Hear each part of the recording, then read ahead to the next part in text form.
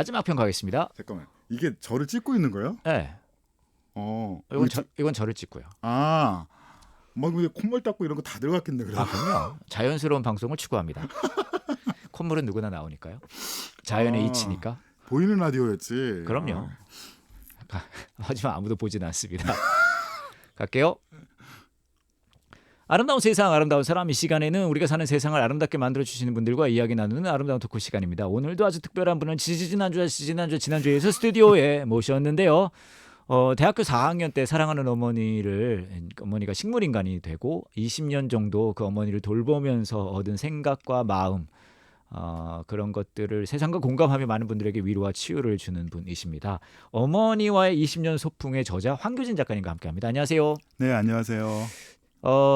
4주 연속 함께해 주셔서 감사드리고요. 네, 감사합니다. 제가 지난 4주 동안의 이야기를 한번 요약해 보도록 하겠습니다. 방금 전에 하신 게 요약 아닌가요?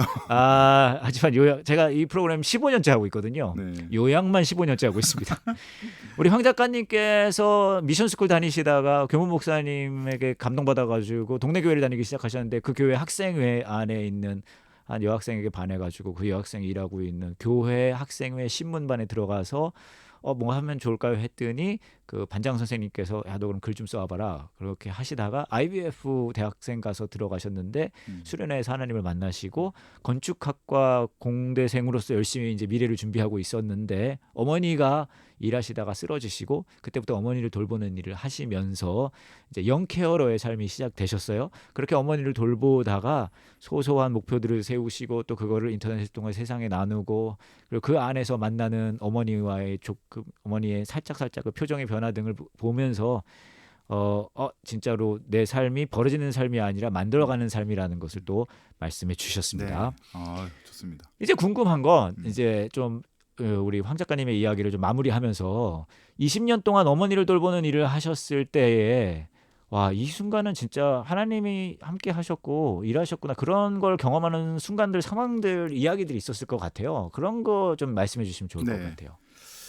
제가 2004년에 네. 그 영케어러의 시간들 8년에 집에서 제가 케어한 시간들 모은 책이 나왔을 때 수많은 언론사들이 한 번도 포기하거나 도망가고 싶지 않았냐. 그걸 질문하는데 하나님의 은혜라는 말 외에는 대답할 게 없는데 다른 말로 해달라고 그렇게 요청들을 하는 거예요. 일반 매체니까. 그래서 이 은혜를 설명할 수 있는 길이 무엇일까 하다가 그때 이제 제가 그 대답할 수 있는 그 실제를 이제 찾았는데 첫 번째는 내일 일을 몰랐던 게 너무 감사하다. 그러니까 많은 사람들이 하나님의 음성을 듣는다 얘기하지만 저는 조금 다른 생각인데 1997년 11월 27일 새벽이었거든요. 어머님이 수술실로 들어간 그 병원 수술실 앞에 제가 얼마나 열심히 기도했겠어요. 살려달라고. 그렇죠. 근데 만약에 하나님이 제기에 분명한 한국어로 교준아 너의 어머니는 살아날 거야. 그런데 너는 앞으로 20년 동안 식물인간 상태의 어머니를 돌보게 될 거야. 그거 알려주셨으면 저는 정말 죽었을 것 같아요. 너무 힘들어서. 근데 내일 일을 모르니까 내일은 오늘보다 좋은 일이 있지 않을까 기대할 수 있고 그 기대 때문에 오늘 하루 치열하지만 열심히 살 수 있는 거고. 그래서 제가 소망을 유지할 수 있었던 게 내일 일을 모르는 그 축복이었던 거예요. 그게 첫 많은 번째고. 분들이 소망이라고 생각하면은 분명히 아는 거라고 생각하는데. 그렇죠. 되게. 근데 되려 몰랐기 때문에 소망이었다. 그래서 저는 크리스찬들이 전 보러 다니는 거, 뭐 타로 젊은 사람 타로점 보고 좀 나이 드신 분들도 뭐 남편 승진이 되냐, 남편이 국회의원 나왔는데 어떻게 했냐, 전 보러 다니고 정말 이거 이해를 못 하겠어요. 왜 저 저주를 향해 가지? 막 그런. 그리고 또 두 번째는 어제의 고통이 기억나지 않는 거. 제가 처음으로 이제 사람들 사이에서 마이크 잡고 어머니 이야기를 한 게 그 2004년 그 책 나오기 전에 그 봄에 삼창 김영사 출판사가 제 책을 만들고 있을 때 그 동안교회 청년부에 초청을 받았어요. 근데 그 동안교회 청년부를 찾아가는 그 길이 가장 오랫동안 그 상급병원에 있었던 경희의료원에서 밤새 내가 간호하고 경제적인 이유로 낮에만 잠깐 간병에 쓰는 그 낮에 잠깐 쓰는 간병인가 아침에 교대하면 회기역으로 걸어 내려오는데 신입생들이 이렇게 등교를 하는데 너무 해맑은 거예요. 근데 저도 그 당시에 98학번 대학원 신입생이었거든요. 근데 휴학하고 그 길을 내려가면서 너무 좌절감이 드는 거예요. 그 집에 가서 잠깐 옷 갈아입고 다시 병원 와가지고 저녁 5시에 간병인하고 교대하고 그랬는데 근데 그 길을 7년 만에 동안교회 청년회 학생들 만나러 가는데 똑같은 길이었는데 하나도 그때 고통이 기억나지 않는 거예요. 그 돌아보니까 저처럼 심각하고 우울질인 사람이 네. 어머니 병간 오면서 네. 어제의 고통, 지난달의 고통, 7년 전의 고통을 기억하지 않고 살아왔던 게 은혜구나. 이런 생각이 들었습니다. 그리고 세 번째는 네. 이거는 정말 좀 얘기하기 어려운데 네. 그때 하루하루가 유쾌했어요. 감사하고. 굉장히 눈물로 범벅이 되어야 되는 시간인데 좌절감 들고 많은 답답하고. 분들이 그렇게 생각할 것 같거든요. 그리고 가장 어려웠던 거는 네. 의외로 다른 데 있는데 내 삶을 내가 계획하지 못한다는 게 가장 어려운 거거든요. 그렇죠. 결혼하고 나서 제 와이프가 당신은 왜 1월이 됐는데 네. 새해 계획이 없냐고. 계획을 뭐 내가 어떻게 짜 그랬거든요. 근데 그때 제가 네. 마음에 들었던 생각이 네. 너는 어머니를 사랑만 해. 계획은 내가 세워줄게 하는 그런 마음이 들었어요. 계획만큼 허망한 게 없어요. 뭘 계획을 저는 인간이 뭔 계획이 있어요. 한 번도 삶의 계획을 짜본 적이 없는데 네. 그때 어머님이 막 요양병원에 결핵에 걸리시기도 하고 근데 네. 결핵 걸리기 전에 내가 회사에서 억울하게 쫓겨나서 네. 어머니 케어를 부담 없이 할 수 있게 되고 막 이런 일들이 계속 이어지면서 그냥 제가 계획 세우지 않아도 네. 내 인생의 계획은 하나님이 세워주시는구나. 그게 또 하나의 은혜였던 것 같습니다. 네. 내가 하면 은혜일 리가 없죠. 내가 했는데 그게 무슨 은혜예요. 그러니까 내가 그거 설명하려고 그러니까. 그러니까요. 그 다음에 네. 그렇게 넘어가도 이 사람이 이렇게 살 수 있는 거는 이것밖에 없겠구나. 그래서 제가 어머니와 20년 소풍도 사실 네. 일반 에세이예요. 네. 그 일반 독자들이 막 읽다가 네. 이 사람이 이렇게 살아간 것은 하나님이라는 어떤 돌봄의 주체, 공급자가 있었기 때문이라고 다 이해하시더라고요. 왜냐하면 20년 동안 어머니를 돌봤습니다라는 행위 자체로는 설명이 안 돼요. 뭔가가 더 있지 않을까? 무언가 그걸 가능케 한 그 원천이 되는 게 있지 않을까라고 생각할 수밖에 없거든요. 그렇죠. 네. 안 그러면은 이것은 그냥 활동 일지잖아요. 근데 활동 일지일 리가 없는 게 많은 분들이 우리 황 작가님의 이야기를 보면서 그 너머에 있는 어떤 존재, 그 힘, 그것을 추측할 수밖에 없으니까요. 그렇군요. 그러면 저는 이제 또 궁금한 게 그러시고 나서 이제 어머니를 보내드렸잖아요. 물론 지난 시간에도 그 어머니 보내드렸을 때의 상황을 조금 말씀해 주시긴 하셨는데 이제 쓰신 한 번 더 약간 그 모든 거를 정리하면서 쓰신 책이 어머니와의 20년 소풍인 맞습니다. 거잖아요. 네네. 그 전에 처음 내신 책은 어머니와 소풍 중, 네네. 이제 진행 중이란 얘기였고. 그렇죠. 네. 근데 이제 어머니 보내드리고 나서 네. 그 당시의 심정이 궁금해요. 어머니를 네. 보내드렸을 때의 네. 마음이.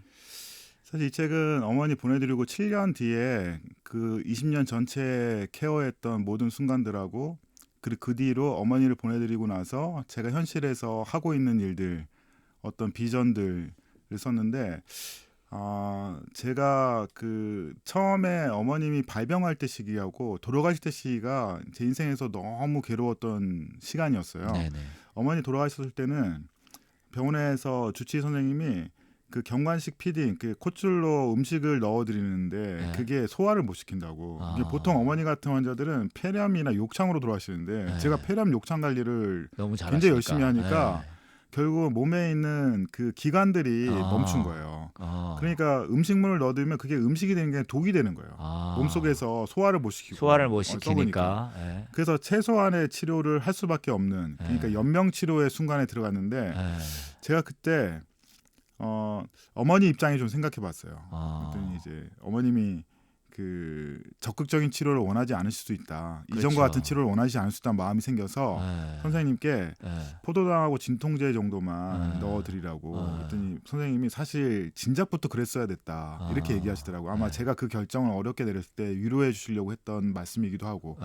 그리고 당장 몸의 균형이 무너져서 내일이라도 돌아갈 수 있으니까 준비해야 된다. 그런데 5개월 동안 그 상태로 가셨어요. 5개월 동안 천천히 어머님이 막 욕창 생기고 뼈 삐쩍 마르시고 정말 집에서 제가 케어할 때 그 건강하셨던 모습하고 너무 다른 모습이 되어가면서 제가 마음이 너무 힘들었는데 왜 이 기간이 이렇게 길어질까 생각했을 때 그 하나님이 저를 겸손하게 만드시려고 했던 것 같아요. 되게.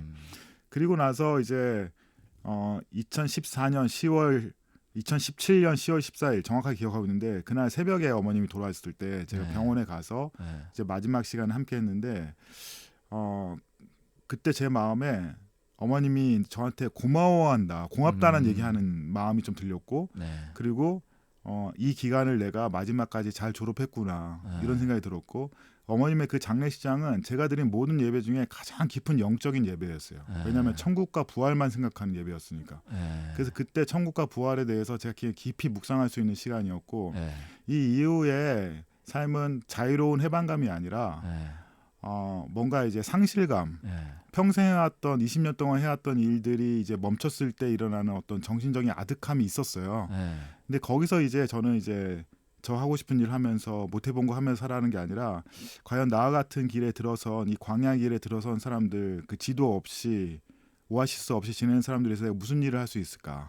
바로 그런 고민을 하면서 이제 뭐 지금 이제 돌봄에 대한 그 실제로 돌봄 당사자로서 그 아픔을 경험한 사람으로서 이제 글을 쓰고 만나고 취재를 하고 하는 일을 하게 된 거죠.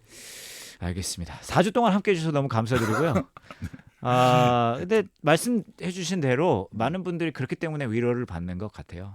그리고 아까 이제 부활의 소망에 대해서 말씀해 주셨는데 엄마를 다시 만날 수 있다는 거. 그리고 이제 책 제목이 소풍이잖아요. 네네. 집에 가신 거잖아요. 그렇죠. 네, 정말 좋은 집으로 이사하신 거죠. 그러니까 소풍은 언젠가 끝이 나게 돼 있고 네네. 그리고 이제 집에는 가게 돼 있고 그리고 나중에 우리 황 작가님도 이제 그 집에 가서 어머니를 만나면 되니까. 근데 이런 부활의 소망을 들어야 하실 분들 또 그게 그런 위로가 필요한 분들이 또 많이 있으시고 그분들을 위로하시는 일을 해주시는 거에 대해서 깊게 감사의 말씀을 드립니다.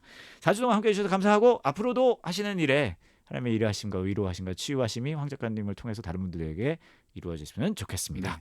네, 지금까지 어머니와의 20년 소풍의 저자 황교진 작가님과 함께 이야기 나누었습니다. 고맙습니다. 네, 감사합니다.